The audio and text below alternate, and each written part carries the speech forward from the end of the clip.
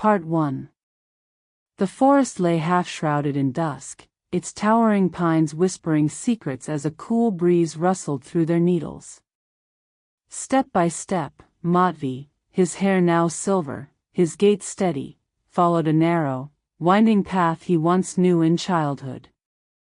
Every crackling leaf beneath his boots seemed to echo a distant memory, drawing him deeper into the shadows. Cradled in his weathered hand was an aged envelope, now yellowed with time. Within it rested a slender silver ring, the Moonlit Ring, passed down from his great-grandmother. Legend spoke of its power, that by night, the ring could awaken the forest's slumbering memories and guide its bearer toward what had been lost. For generations, villagers had revered the ring, but when the settlement vanished without a trace, so did the faith in its magic. Tonight, Matvey would test the old promise. He paused before an ancient oak, its bark gnarled like the face of time itself. Drawing a slow breath, he withdrew the ring, a crescent moon forged in delicate filigree, and slipped it onto his finger. A sudden chill snaked up his arm, sharp enough to startle, yet comforting as though touched by a grandmother's gentle hand. No breeze, no bird stirred, yet a faint murmur began among the trees. It was neither wind nor any creature he knew, but the forest's whisper, thousands of years of silent tales yearning to be heard. He pressed his palm to the oak's trunk. There, faint lines glowed with pale light, lunar runes sketching themselves in the rough bark, directing his gaze. As if on cue, darkness gathered and then fractured into a path of silver luminance, weaving between trunks and brambles. Matvey's heart drummed in time with the pulsing runes on the ring, each beat urging him onward. Shrouded in this soft radiance, he felt the forest exhale, opening a hidden doorway through time.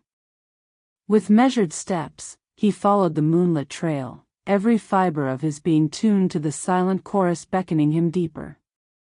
Part 2. The glowing pathway ended at a great elm felled long ago by an unknown hand.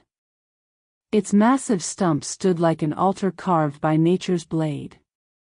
In its center, an indentation shaped like a doorframe yawned, as if waiting for his touch.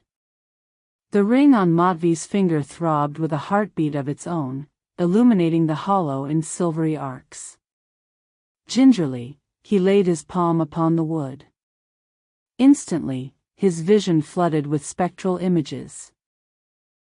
His great-grandmother poring over a candlelit grimoire, the flickering wax casting dancing shadows, children splashing at the forest's edge in summers long past, their laughter crisp as rippling spring water, a storm-charged dusk when the earth trembled, and an unseen rift yawned between worlds. Each memory was vivid, bittersweet, and tinted with sorrow. He recalled the incantation taught by his ancestor, a chant woven from moonbeams and longing. Moon of silver, light the hidden way. Restore what's lost, bring night to day. Murmuring the words, Matvey felt himself drawn into the tapestry of time. The air around him rippled, as though reality were a mirror cracking under pressure. The stump's doorframe shimmered, dissolving the years that lay between. When the light dimmed, he found himself standing not in a deserted clearing but on the main thoroughfare of a bustling village. Timber homes lined the dusty road, smoke curling from thatched rooftops. A handful of shadowy figures moved about, villagers trading goods, children chasing one another in laughter. At the far end, a bonfire flickered, its glow revealing an intricately carved wooden ship, the vessel of remembrance, at the center of the square. Every face he saw bore an intensity, as though they sensed the breach in time. Matvey lifted the moonlit ring to his lips and whispered, "May memory rise as fire's flame, and lost souls find their name." The bonfire flared, sparks spiraling skyward. Gasps and murmurs rippled through the crowd as ghostly figures drifted from the edges of the village, drawn toward the ship. The wind carried the scent of pine resin and embers, while distant thunder rumbled like an ancestral heartbeat. Part 3. The vessel of remembrance burned with a brilliance that banished all other light. Wisps of pale mist coalesced into the translucent forms of those who had once called this place home: farmers, blacksmiths, weavers, each bearing a sorrowful smile. Matvey stepped forward, heart both heavy and uplifted, feeling the weight of unspoken farewells.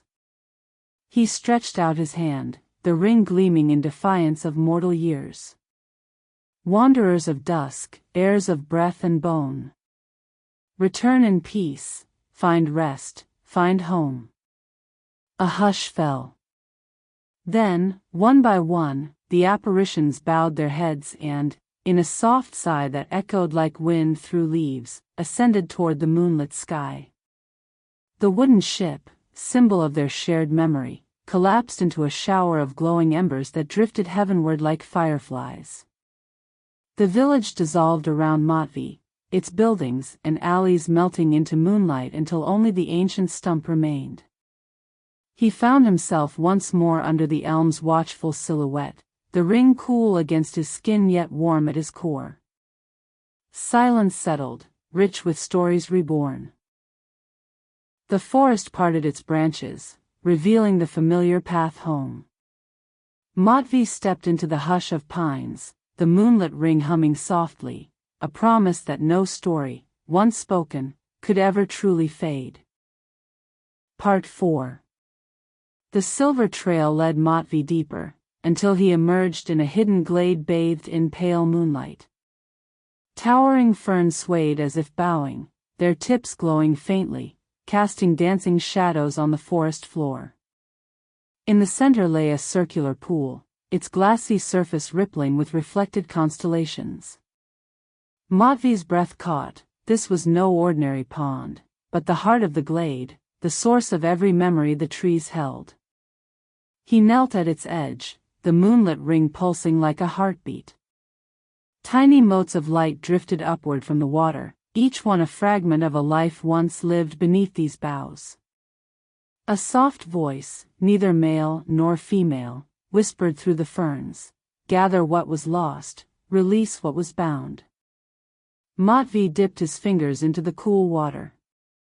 As droplets slid down his skin, scenes of joy and sorrow flared across his mind, forgotten lullabies, laughter at dawn, tears by the hearth. The ring thrummed in response, its silver crescent shimmering. Through the mist above the pool, a figure appeared, a spectral deer with eyes of liquid moonlight.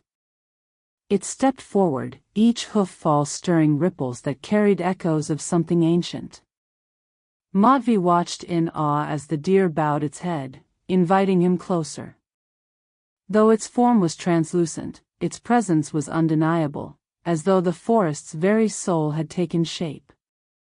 He remembered the words his great-grandmother had etched on parchment: "Heart of water, soul of stone, break the seal that time has sown." Raising the ring overhead, Matvey spoke the incantation through chattering teeth.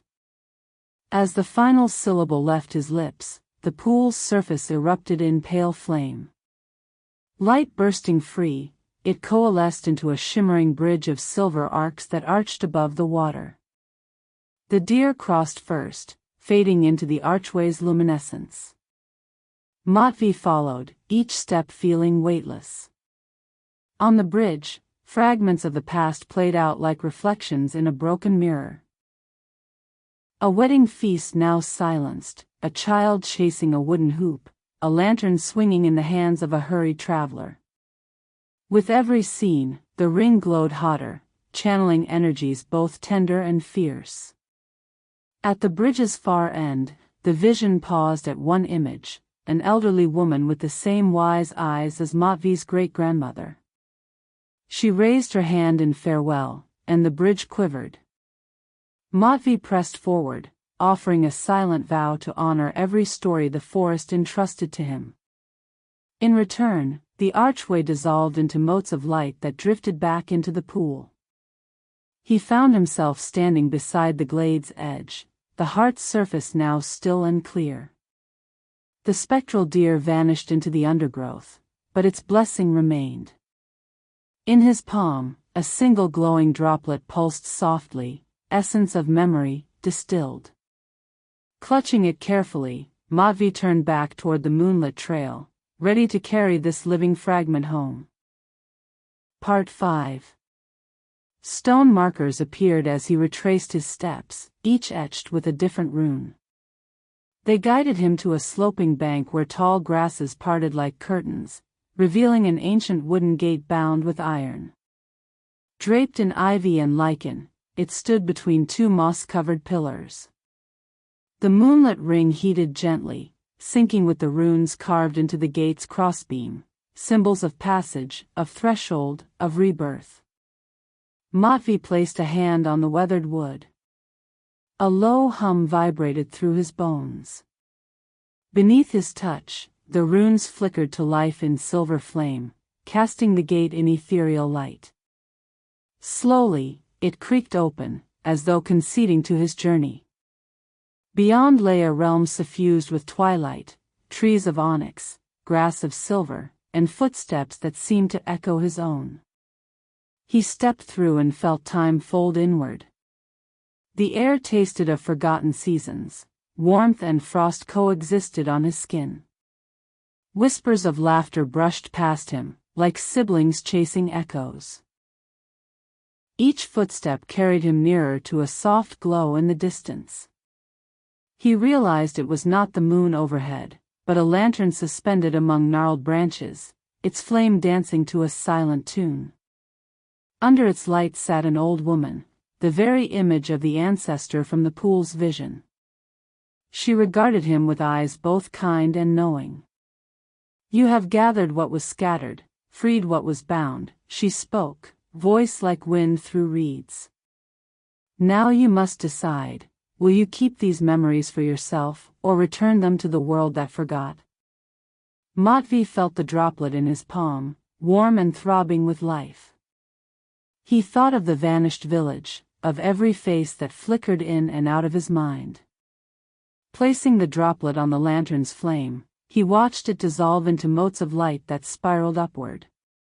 With each release, laughter rang out in the silent wood, and ghosts of old stories found new breath. The old woman smiled, her form dissolving into stardust. "You carry home the echo of moonlit runes," came her final whisper. The gate behind him shimmered and folded away, leaving only the familiar forest path. The runes faded from the stone markers, their purpose fulfilled. Emerging into the night air, Matvey felt the forest around him exhale in contentment. The moonlit ring sat quietly on his finger, its magic spent for now but ever watchful. In his heart, he bore a renewed tapestry of memories, gifts not just for himself, but for every soul who dared to remember. Stepping onto the old trail, he disappeared into the hush of pine and shadow, carrying both past and future beneath the same moonlit sky.